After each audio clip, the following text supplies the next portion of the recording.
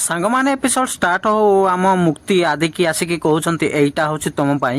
ତାପରେ ଆମ ଆଦି କହୁଛନ୍ତି କିନ୍ତୁ ଏଟା କଣ? ତାପରେ ଆମ ମୁକ୍ତି କହୁଛନ୍ତି କଣ ତମର ମନେ ନାହିଁ? ମୁଁ ତମକୁ ଡିଲ୍ କ୍ୟାନସେଲ ବିଷୟରେ କହିଥିଲି ଥରୁଟିଏ।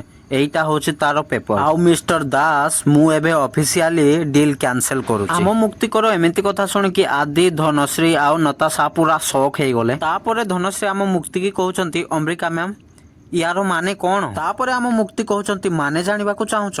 ତମେ ମାନେ ଏପର୍ଯ୍ୟନ୍ତ ଯାହା ମୋ ସହିତ ବିହେଭ୍ କରି ଆସିଛ, ଇନଫ୍ୟାକ୍ଟ ବର୍ତ୍ତମାନ ପର୍ଯ୍ୟନ୍ତ ଯାହା ମୋ ସହିତ କରି ଆସିଛ, ଏଇଟା ହଉଛି ତାର କର୍ମର ଫଳ। ତାପରେ ଆମ ମୁକ୍ତି ଆଦିକି କହୁଛନ୍ତି ମିଷ୍ଟର ଦାସ ସକାଳେ ମୁଁ ଯୋଉ ଆସିଥିଲି ପେପର ଧରିକି ଆସିଥିଲି, କିନ୍ତୁ ମିଷ୍ଟର ଦାସ ମୁଁ ଆସି ଏଠିକି ଦେଖିଲି ଯେ ତମେ ତମ ଉଡବି ୱାଇଫ ମୁକ୍ତିଙ୍କର ଡେଥ୍ ଆନିଭର୍ସରୀ କରୁଛ। ପ୍ରଥମେ ତ ଭାବୁଥିଲି ମୁଁ ଏ ଡିଲ୍ କ୍ୟାନସେଲ କରିବିନି, କିନ୍ତୁ ତମ ଉଡବି ୱାଇଫ ଯାହା ସବୁ କଲା ନା ମୋ ସହିତ ତାକୁ ମୁଁ ତ ଇଗ୍ନୋର ବିଲକୁଲ ବି କରିପାରିବିନି। ଆଉ ସାଙ୍ଗମାନେ ଆପଣମାନେ ଯଦି ଏଇଭଳିଆ ଭିଡ଼ିଓ ଦେଖିବା ପାଇଁ ଚାହୁଁଛନ୍ତି ଫଟାଫଟ ଚ୍ୟାନେଲକୁ ସବସ୍କ୍ରାଇବ କରିଦିଅନ୍ତୁ। ଆପଣମାନଙ୍କୁ ଏଇଭଳିଆ ଭିଡ଼ିଓ ଏଇ ଚ୍ୟାନେଲରେ ଦେଖିବାକୁ ମିଳିଯିବ।